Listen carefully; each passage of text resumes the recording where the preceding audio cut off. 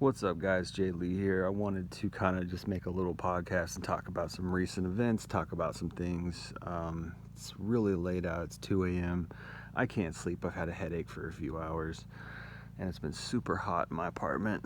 So I'm coming outside and basically sitting out here all by myself with the trees, and I like it out here. I like the solitude, and it's a little less sticky hot out here. It's just been a real hot summer, which is interesting.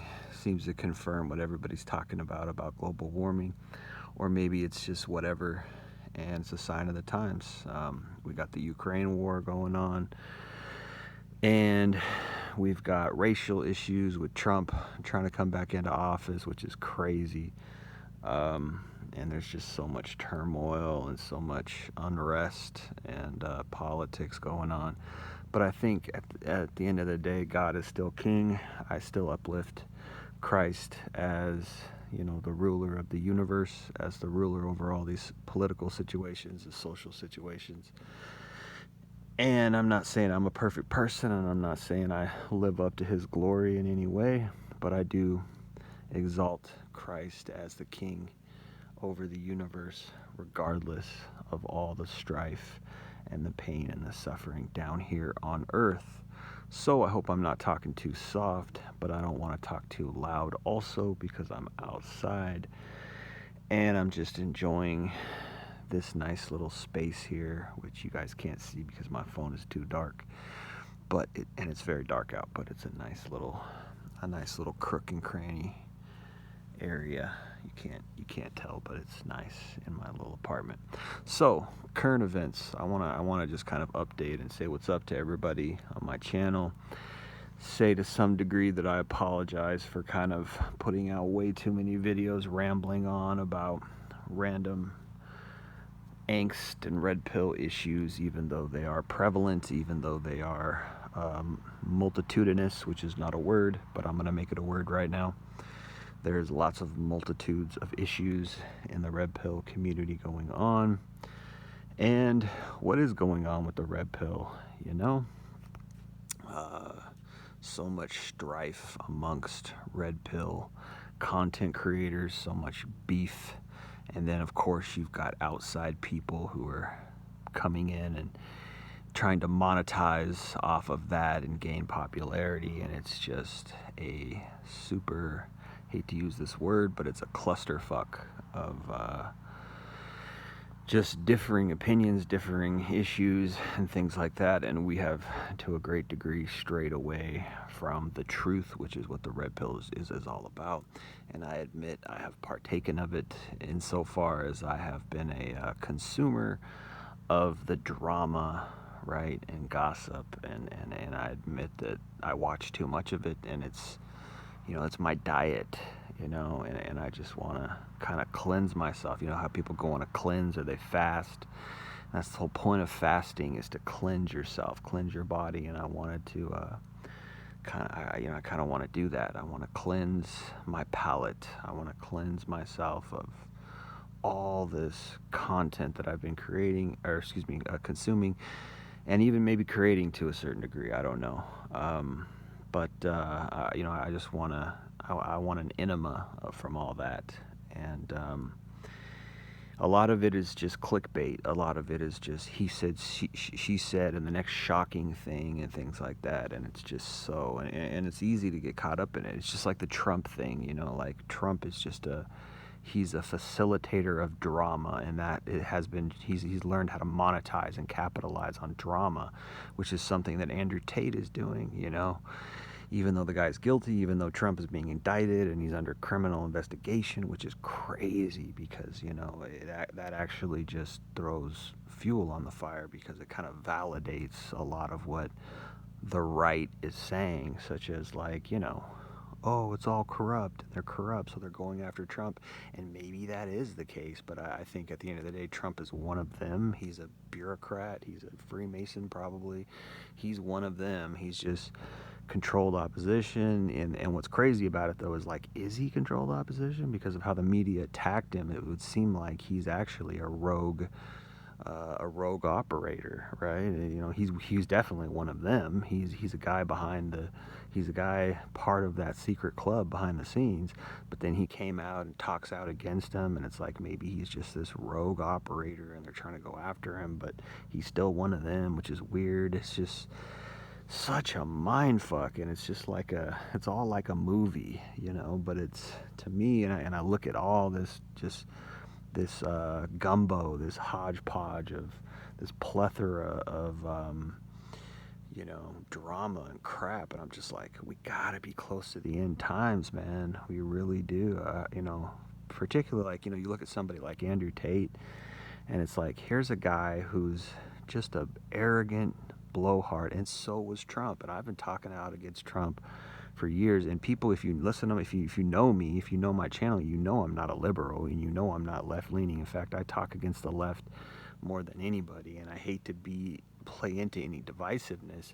But the left is the ones who are facilitating a lot of the secret elite crap. They're the ones who got behind the vaccine. They're the ones who got behind Biden. They're the ones who got behind Hillary. They're, you know, all these people who are obviously corrupt, and they're so blind because, you know, low IQ and leaning left go hand in hand, and not having traditional wholesome values, not having Christian morals. That's a leftist thing, right? And when you don't have those values, you don't have wisdom, because Christ is wisdom, you know. And I've been saying that for a long time, but it's a sad thing to see that we're still, as an American people, we're still in this left versus right politics, and it's hard. I myself talk about it. It's hard not to play into it because it's the reality of what's going on. It is a left versus right thing, and that's what the elites want. And meanwhile, here we are in America trying to have our little culture, trying to have our little lives, and inflation is coming, and food prices are going up. And it's scary, man. And you know, I can't sit here and say that I'm not scared of the future, because feels like we're in the end times. It's just how things used to be more controlled than they are now. I don't know if controlled is the right word. Things used to be more peaceful. Things used to be more calm. And it seems like everybody's volatile. Everybody's got a hair trigger. Everybody's looking to fight or stand against something. Everybody's just trying to be, you know, everybody's trying to be crazy. You know, I saw this video of these people fighting down, I think in Alabama or something like that. These people fighting on the, you know, these black people fighting against white people, and then now all of a sudden there's racial problems again, which is weird, you know. And it's like the devil is just out here working. Like, we went so far, you know, progress. I mean, I remember growing up in the 80s and 90s, and I didn't even know what racism really was. I just heard about it because, you know, you know, the decades that I grew up in, it wasn't real. It didn't exist where I lived in Washington State. Now you can say, well, that's a very liberal state. It kind of is half and half. Washington State is split down. There's a lot of conservatives where I grew up in Spokane, Washington, and there was no racism in Spokane, Washington growing up in the 90s. I didn't see it, never, right? Now my dad is from Missouri. He grew up in the 60s in Missouri, right? He was down there in Missouri, and he had some racism in him that would come out sometimes when he was drunk or whatever.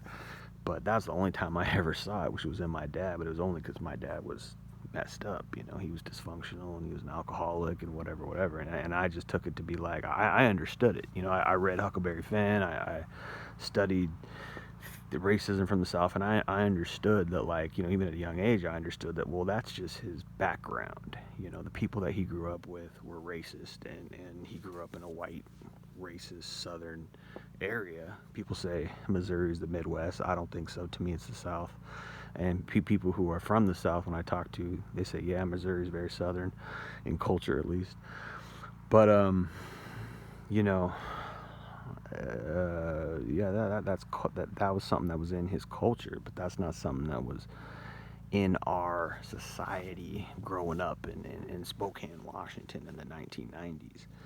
You know, and I moved to Seattle in the 2000s, and you know, there's no racism over here. So it's a weird thing to, now you could say Alabama, all right, maybe, yeah, that makes sense, but So I don't know. Maybe it has been still segregated down there. There has been still racism down there. But I see black people coming out and like cheering this on. Like, yeah, it's cool to, you know, we want to pay you back for what your ancestors did. Kind of revenge spirit, which is, in a sense, it's like I get that. I get it. You know, but also it's like, man, we've come too far, you know, and we've come too far. What, you know, how I see the devil working. This is kind of what I want to talk about a lot too. Is the devil works through subliminal pathways. He works through programming, you know, and this is a big thing when it comes to the matrix programming. You know, mental programming, psychological programming, emotional programming. There's a lot. I see a lot of that. It's patterns. What's the word? What's the word I'm thinking of? Manipulation's not it, but it's oh gosh, why can't I think of that word? Hypnosis. There we go. It's hypnosis, is what it is. It's mind manipulation. It's hypnosis, and it's done through patterns. When you repeat a pattern long enough, people start to accept it. It starts to become a groove in your brain. And you know, if you get into dark magic, the occult, and things like that, hypnosis is a thing that stands out. Hypnosis is something that is used in the occult, and it's patterns. It's called neuro-linguistic programming. Neuro-linguistic programming is what it's called, but it's basically hypnosis, where through words, through ideas, through repeated plot lines and stories, certain concepts are conveyed, certain ideas are ingrained in the human psyche, and then when something happens, because you've been programmed, instead of thinking it through, instead of you know, considering or being patient and waiting for your emotions to subside or your anger to go down, or trying to be slow to anger or things like that, because you've been programmed, and then your emotions are spiked. If something happens, you react. And this is how like murders happen. This is how suicides even happen. This is how you know, fights break out. This is how, you know, things get crazy, right? Is through these kind of reactions, and it's a pattern. It's a hypnosis. And so I first learned about this probably around 2010, when I first started understanding the concept of social engineering. Was kind of when I started to leave the matrix, and I sort of started to see how the elites ruled, and how Satan ruled people through channels and popular media content, right? Whether it's music or movies or books, you know, there's programming, there's hypnosis that's being unleashed on people, and they don't realize it. And people don't realize that they are what they eat. You know, then the Bible talks about this a lot, from even the beginning of the Bible, Genesis chapter 3. When God put Adam and Eve in front of the two trees, that implies a choice of eating. He says, of all the trees, of all the trees of the gardens you may freely eat, but do not eat of the tree of knowledge of good and evil. And that's not necessarily just physical eating. That's a type of psychological eating. That's a type of choice, right? And the same concept is today, is that we are programmed in what we partake of, and in what we ingest psychologically, emotionally, whether it's media, whatever type of media, entertainment, music. And what I see now is a kind of apex of that. I see a kind of pinnacle of Babylon coming back and rearing its head with all this, you know, celebrity worship, and that's been going on for decades. Even in the 90s, I remember there was absolute idolatry when it comes to celebrity worship. They were just idolized, which is it's just idolatry. When you uplift somebody and make them so famous that you call them a star, you call them, you know, I mean, it really is idolatry. They call them idols for a reason. American Idol, right? Oh, I mean, think about that for a second. That's subtle programming. That's subtle satanic mocking. The occult is a wonderful representation of Satan and how he likes to mock humanity. And that's one of the biggest things they like to do is mock. They like to hide in plain sight, which is something that Satan does. I mean, think about that term, American Idol. What do you think that means? It means America is idol worship. America has turned to idol worship. Why is that show so popular? Because it's all about celebrityism, right? It's all about fame, and being famous is like being a god, and you're an idol. And think about that. Break that down in your mind for a second. What does that really mean? What does it mean to follow and worship these celebrities? And this is what we see. This is what we have. We've got these uplifted people, these uplifted genres, and what's the result of that? For instance, when we uplift these rap stars, what's the result of that? Dissolution, right? Degeneracy, drug abuse, prostitution, drug dealing, criminal lifestyle. This is what was promoted in the 90s. That was my generation. I came up listening to that type of music. Now I look back on these rappers like, there's something kind of cool about it, sure. but it's like a fox is kind of cool too. But what's a fox doing? He's trying to manipulate the little rabbit to where he can eat him. So sure. And the Bible says Satan makes himself into an angel of light, right? He makes himself into something good so that he can devour people. What's his goal? His goal is to ruin and damage humanity, because humanity is made in the image of God. And that makes perfect sense, because he hates God. If Satan, the term Satan means adversary, it means enemy. Well, what is he the enemy of? God. He's the enemy of humanity. What's he doing on the earth? He's a false authority on the earth. He's a false ruler, and he rules through force. He rules through manipulation, coercion, and fear. Someone once said fear is Satan's calling card, right? Well, if fear is Satan's calling card, what's God's calling card? God's calling card is peace and love and acceptance and mercy and joy and all these positive things. The Bible says God is Christ is the reality of all positive things, right? So what does that mean? That means everything negative is from Satan. And so people don't realize that, and then they blame God, and they're like, well, God's the reason why they're suffering on the earth, because he has the power to end it. And it's like, well, you just don't understand his will. You don't understand the way he does things. You don't understand his plan. You don't understand what he's wanted to do. He has wanted to end this age, but he needs a channel. He needs a human beings to represent him, and that's where it gets hard, because it's hard to leave the world. It's hard to be free from this satanic system, because it's inured people to it, just like the Matrix, just like the red pill and the blue pill, just like Morpheus said. As people become so inured to the system, they're attached to the system. They need that system for their sustenance, for their happiness, for their entertainment. But God wants to be all those things, and I admit, in my personal life, it's not easy. I'm just speaking some objective truths here. When it comes to subjective experience, it's very difficult, because sin is hard.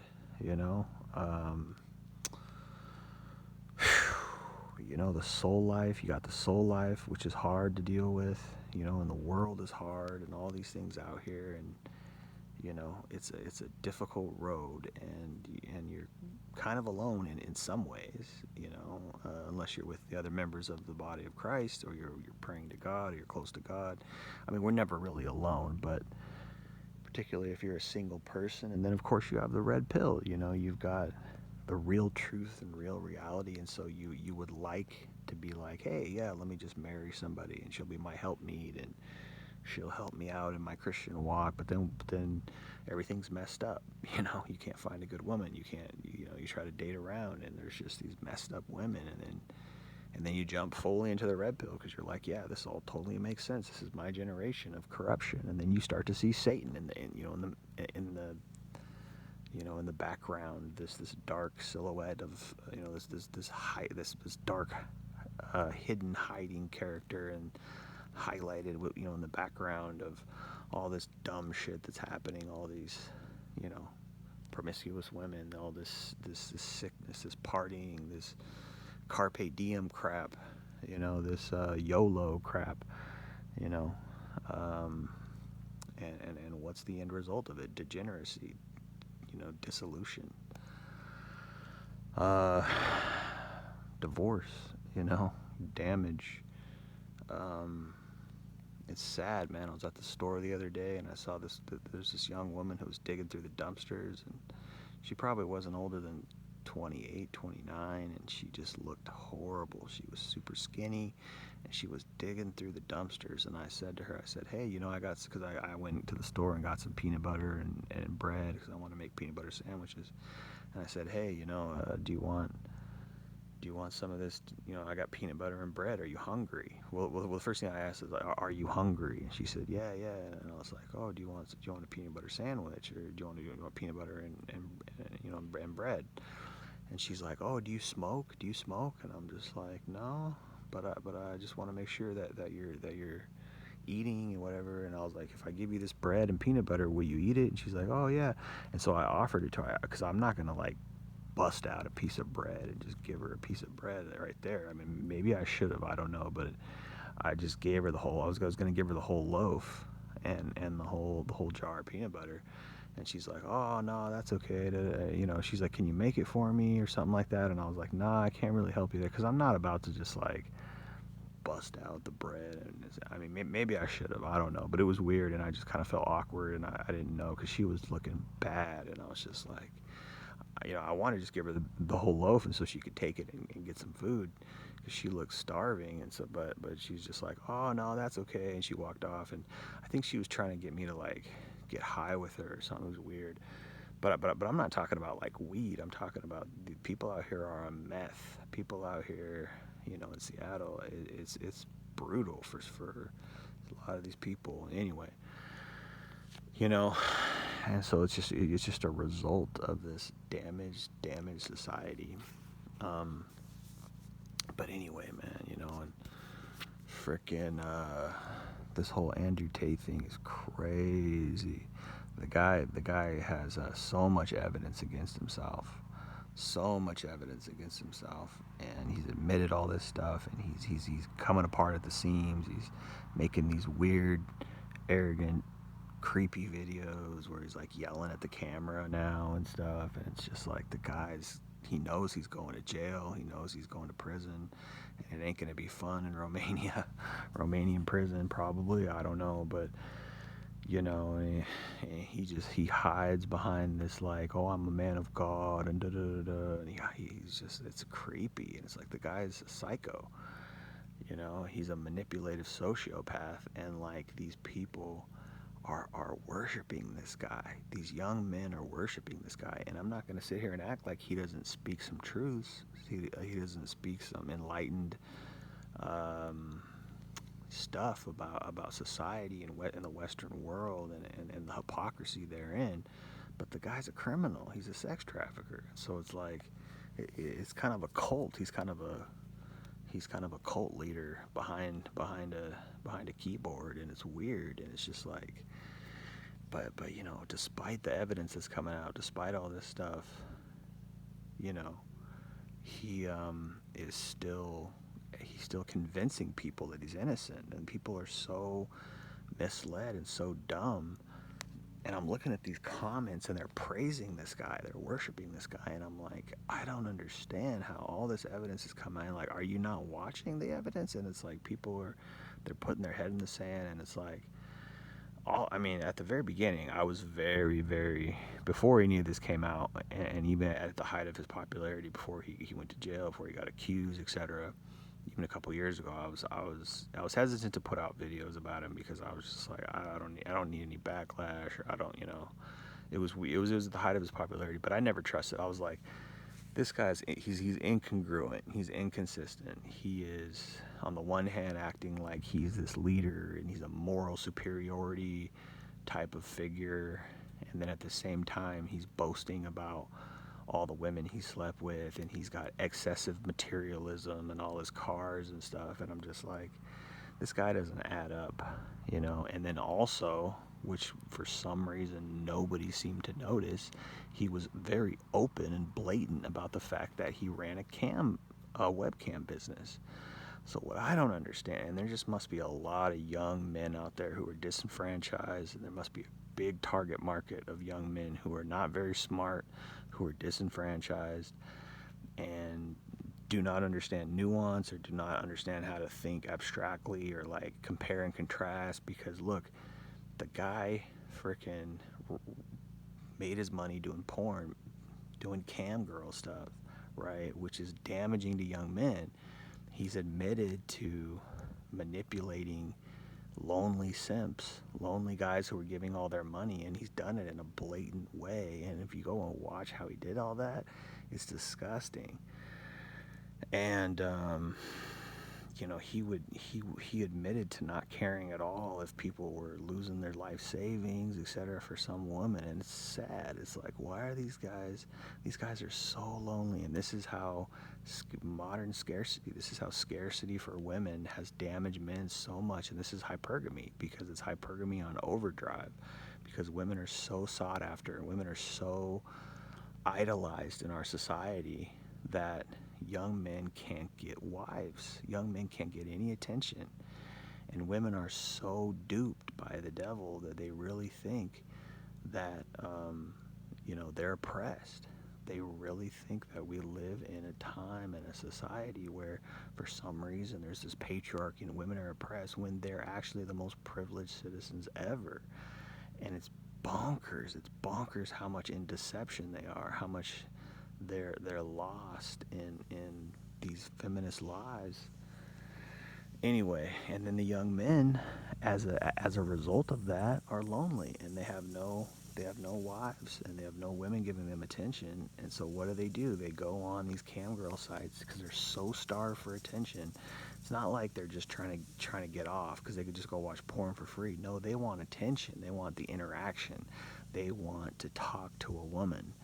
They want to have the interaction because that's what they're missing. They're lonely. And so these wolves in sheep's clothing like Andrew Tate are coming along and stealing these guys' money, manipulating them, pretending to be the woman behind the keyboard, and taking these young guys' money and not having any conscience about it, and then turning around and acting and propping themselves up like they are the savior of these very same young men. Now, how bananas is that? How bonkers is that? So I saw that right away. I was like, wait a minute, this guy is a admitted pornographer, admitted cam girl operator, which honestly, in a way, is worse than regular pornography. And he tried to downplay it and act like, well, it's not as bad as regular, it's not as bad as pornography. It's just cam girls, and I'm doing a service because these men are lonely. No, you're taking their money, and you're pretending like you care about them, even if it's legit, even if you're not the person behind the keyboard typing to these guys, which he admitted to being, even if it's the young woman doing it, she still doesn't care about these young men. She just wants their money. These cam girls do not give two craps about young men. They don't care about the men they're talking to. All they care about is the money. And that's where it's so sad, because you're like, these guys are so lonely and so much in depression, so much in a dark, sunken place, that they're giving their life savings, they're giving all their money to these women who don't care about them at all. And just so these women can talk to them. It's not so much about them getting naked. It's a part of it, but it's more so that they just get that interaction, because they want to feel like, I did that. I paid the money and she did what I told her to do, and she's talking to me and she's calling me baby, and that's almost like having a real girlfriend. And that's how sad this world is. That's how depraved so many young women are, so many young men are, and women, because you got to be in a depraved situation to manipulate men for their money, to be a glorified prostitute.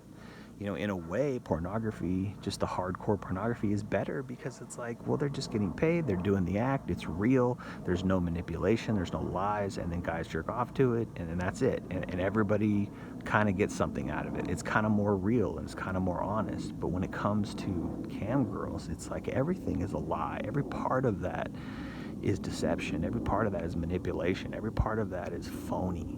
It's not a real interaction. She's not really your girlfriend. She doesn't really care about you. Everything she's saying is not true. It's a lie. She's saying it so you will just give her money, and you're placating her and giving her money so that you can feel like you had an interaction with a girl. And how sad is that? So this is Andrew Tate's background, right? So I knew that. I saw that early on, and I was like, that guy's not a leader. That guy's not a savior. He's a false Messiah, right? And this is what the Bible said. The Bible said there's going to be many false messiahs that are coming.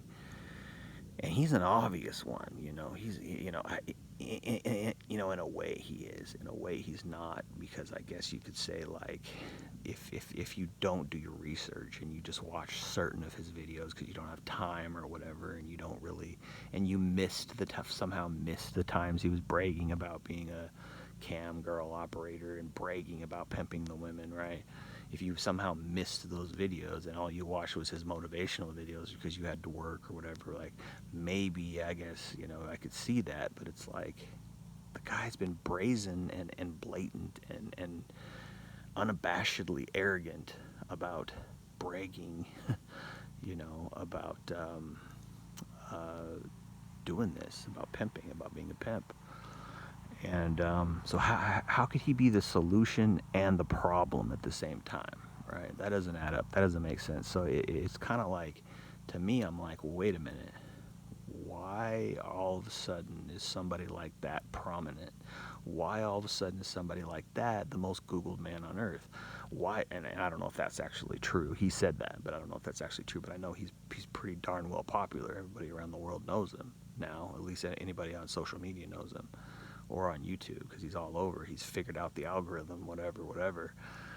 But that's scary, because to me it's like, it's the same thing with Trump. It's like, why would this person who's a celebrity, who's just a famous businessman, who's known for his greed and his materialism, who's known for his arrogance, who's known for his meanness, right?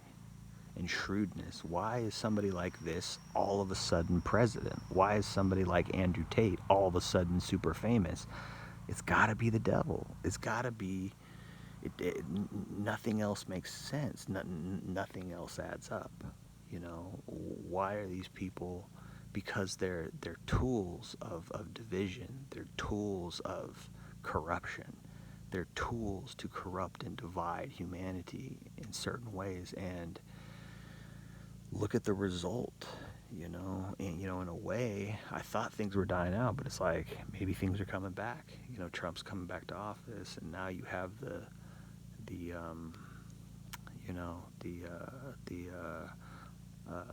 criminal charges against him, which kind of give certain types of people the idea that, oh, well, the establishment's corrupt. Look, they're going after Trump. They're all corrupt because they're trying to make sure he doesn't run again because they know he'll win and all this.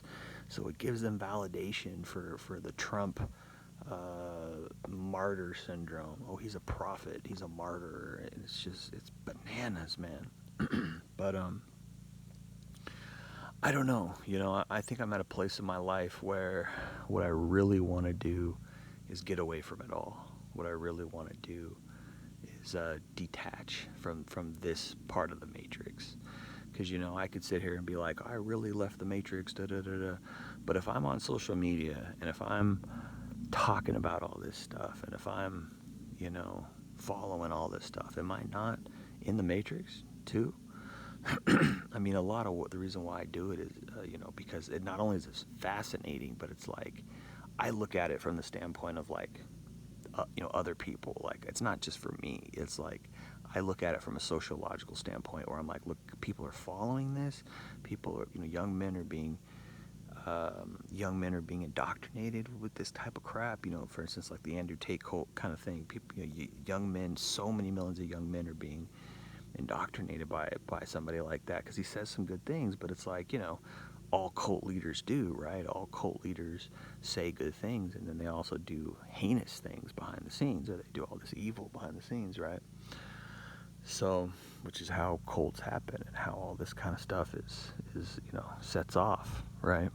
Um, so I look at it from that standpoint, but also it's like I can't just do that all day, every day anymore. I can't just get on social media, get on YouTube. It's become a habit, and I'm like, all right, I'm doing this too much. This is too weird.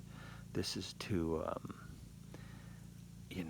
and also I think that, even the Bible talks about, when the Antichrist comes and all this stuff, and there's going to be prophets who are going to be resurrected. I think it's Elijah and maybe Moses. I can't remember. Is Elijah and Moses? I need to read my Bible more, obviously. But there's it talks about this in Revelation where two prophets come back during the end times, and it mentions how like everybody's going to see it. Now, what does that mean? It means everybody has a phone in their hand. So this is another prophecy that's being fulfilled, is everybody is seeing this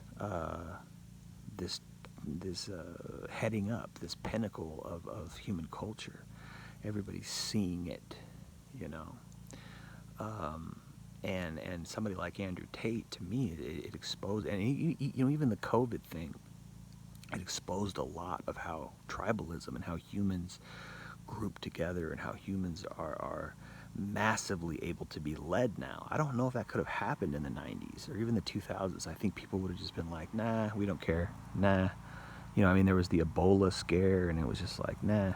I don't know. You could say, well, Ebola wasn't as transmissible as COVID. COVID was really bad, all this stuff. But it's like, I don't know, man. It just shows me that like massive amounts of people can be misled. Massive amounts of people can be lied to and believe something that's false. And so it to me, in my mind, I'm like, well, that's just a precursor to Antichrist. That's just a precursor to the end times. That's a precursor to Antichrist rising up and, ruling over this dark world. And a lot of it, the reason why a lot of people are able to be misled is because they become weak. They become weak with immorality. They become weak because they're far away from God. People are becoming more atheists, things like that. And they're divided from left versus right politics. And I talk about it myself. What is the mantra? I don't know if mantra is the right word, but what is a solid maxim of America? United we stand, right? United we stand, divided we fall. That's the whole point of America, is that yes, we have, they call it the United States, not the divided states, right? But this is what Satan's trying to do, is he's trying to divide everything. And I'm not saying there's not real political issues, such as, illegal immigration. That is a real political issue. But are any of these politicians, including Donald Trump, are any of them going to fix it? I don't. It's all just it's a game. It's a stage. It's a play. The only reason Trump talks about it is because it's what his supporter base wants to talk about. But he was talking about that in 2016. What did he do? He built somewhat of a wall, and what did it do? Nothing. Who cares? They just climbed over the wall. It's a dumb idea necessarily. I don't know. I don't know how to fix all these problems. But the point is like, yes, there's real problems. But at the same time, I don't think these guys want to fix any of the problems. And I think that it's all just it's a big show to divide us and distract us from what's really going on. The real questions, such as where's our money going, where's our taxes going, are these politicians corrupt, etc. These are all being slipped under the rug. Holding politicians accountable, that doesn't work. It's never worked, because we're all confused and distracted and divided and weakened and etc. And where's the real America? Where's the real life? And it's like, I'm kind of at the point where like I'm done with it all. I'm kind of at the point where like, you know what? I might want to quit. I might want to just exit out of paying attention to any of this crap. I want to just go live my life, become a photographer, follow God on my own, and just not get sucked into this crap, because it's all going down anyway. I might as well enjoy my life while I still got it. I might as well do the best that I can and love my family and enjoy life and enjoy God, because it's all going down. I really thought for a long time that I could In college, I saw this thing on John Lennon where he was like, he did. It is a brilliant quote, but I saw it and I believe that it could work. In that quote, he said, the people who are starting wars, the people behind the scenes who are proliferating wars, profligating wars, I think is the right word. Advertising, marketing wars to society. They're using things like commercials. They're using things like propaganda. They're using things like magazines and the media and the news. They're using those things to affect people to support the war. And he said, my thing is, I want to use those same mediums to promote love and to promote togetherness and to promote happiness, etc. And then, of course, he was murdered. But I think that's true, is that you can promote concepts and ideas. But I think my mistake that I made was that instead of, actually his idea was better than mine. Promote love, because that's going to probably end the division. But what I did is I was all about truth. So my thing was all about truth. There was another quote, I forget who said it. I think it was Henry David Thoreau. He said, I'm not sure if it was Henry David Thoreau, but as a quote, it says, I can't remember who said it, but it was, above all things, give me truth. Above all things, give me truth. Whether it's, whether it's happiness, kind of, whatever. But above all things, give me truth. He's basically saying I'd rather have the truth than anything else. The truth is what I'd like to uplift. And so for me, it was like all about the truth. Instead of peace and love like John Lennon, what I was, for me, it was all about the truth, because I felt like the truth will set you free. The truth could fix things. And so I spent probably a better part of a decade out there preaching the red pill against female nature, preaching, and I preached the gospel and preached God a lot too, but I look back on it now and I'm just like, man, I think I just wasted my time. I don't know if it really affected anybody. I don't know if it ended feminism. I don't know if it,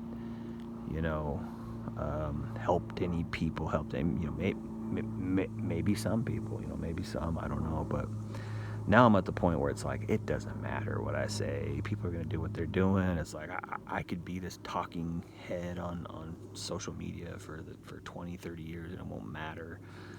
Probably because I'm not doing it right anyway. I'm not promoting the right type of love or peace, or I'm promoting the truth by attacking or debating, and it's like, it's just not working. It's like the people I debate with are not changing. Maybe people who read, I don't know. I think feminism has become discredited a lot, but I think that's because the truth is just, whether I speak it or someone else speaks it, it pretty much stands, and people are like, yeah, and I got to give credit to a lot of the red pill content creators on YouTube. Even just Pearly Things, which was a female, she blasts out the truth a lot. And I gotta go. I've been even like somebody like Roma Army or Richard Cooper or Aaron Clancy or Mediocre Tutorials or Manosphere Daily or all these guys. Even someone like Donovan Sharp, Rollo Tomasi. These guys, maybe they're profiteers, but they do speak the truth, and I got to give it out to them. I got to give shout outs to these guys. I think they've helped a lot of people. I think that they've undid a lot of damage that feminism had, modern feminism had against society, etc. So, but yeah, man, for me, I think I'm going to hang up my hat to some degree. I'm not saying I'm going to totally stop making podcasts or vlogs or whatever, but I don't want to be a part of this anymore. I don't want to argue anymore. I don't want to debate anymore. I don't have any will to really even be a part of that part of the matrix any longer. I just want to kind of live my life now and find some type of niche, find some type of happiness for myself, some type of peace, because I'm tired of arguing online. I'm tired of reading every day, I read it and it's there and I know what it is, and I'm reminded of the red pill, and I'm reminded of things that are going on and things you got to watch out for. And for that, I'm thankful. I'm thankful for the for the awareness. I'm thankful for the awareness of what's going on out there. I really am. And I'm thankful that, it helped me get over bad breakups. It helped me understand manipulative, narcissistic women that I dated in the past. And for that reason, I needed it. For that reason, I'm indebted to it, to the red pill, because it saved my life in that sense. Because I was very depressed for a long time after dating certain women, after being screwed over by certain narcissistic, toxic, manipulative, lying, cheating women. And I blamed myself a lot because I had low self-esteem and things like that. And the red pill was a beacon of light, in my dark cave at that time, But it's so mainstream now, and it's so, even itself is starting to become a part of the matrix. Even itself has become an idol or a distraction away from living my life, living a normal life, and I miss that. I think for many years I was in a depression and I was in a funk, and I wasn't able to really enjoy being alive. I wasn't able to enjoy nature, the outdoors. I wasn't able to enjoy, food, eating food. I wasn't able to enjoy buying a nice pair of shoes that I liked. I wasn't able to enjoy, taking photographs or listening to some beautiful music or things like that. I wasn't able to enjoy a lot of that because I was very depressed and because I was very hurt by women, or hurt because I was sick, or hurt, feeling mad at God, or hurt feeling like I was left out, or hurt feeling like I was less than, or things like that. And I think a lot of that was the devil, and I was too introspective, and I was too worried about myself instead of just going out and enjoying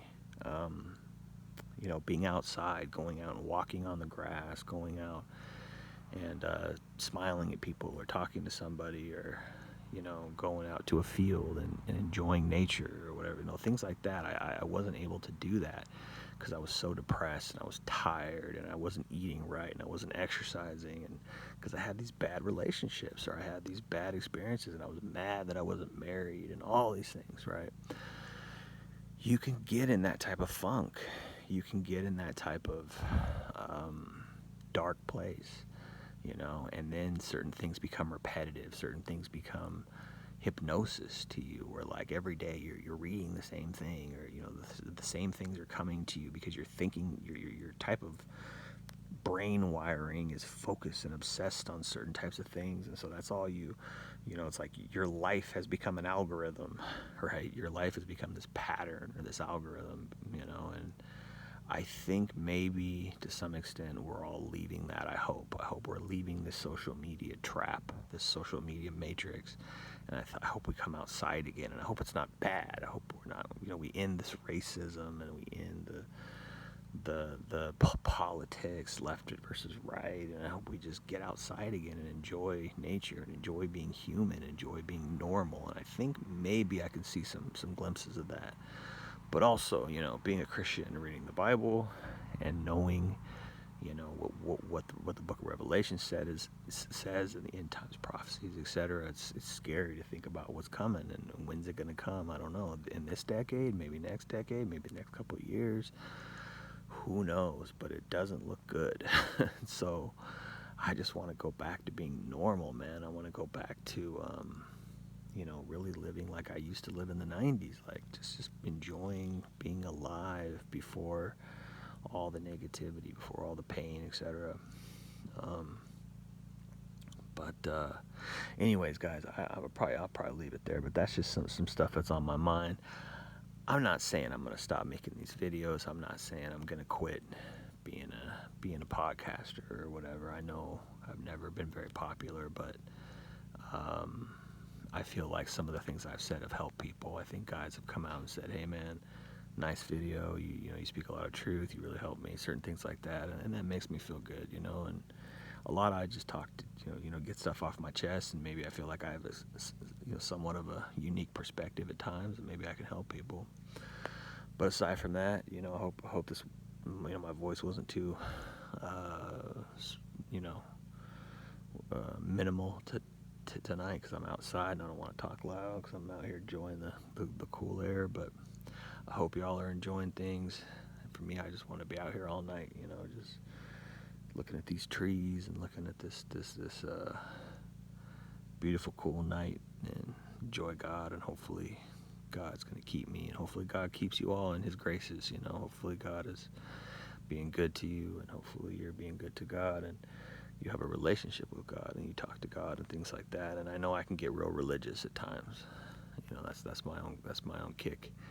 But I think God does love us despite our major faults, despite our major shortcomings. He's always with us, and he cares about us. God's heart towards us is always good, and he loves us and cares for us. And so I hope that everybody out there is experiencing that. But with that said, I'm going to leave it there. I hope y'all are doing well. It's been Jay Lee, Northwest Podcast. Peace.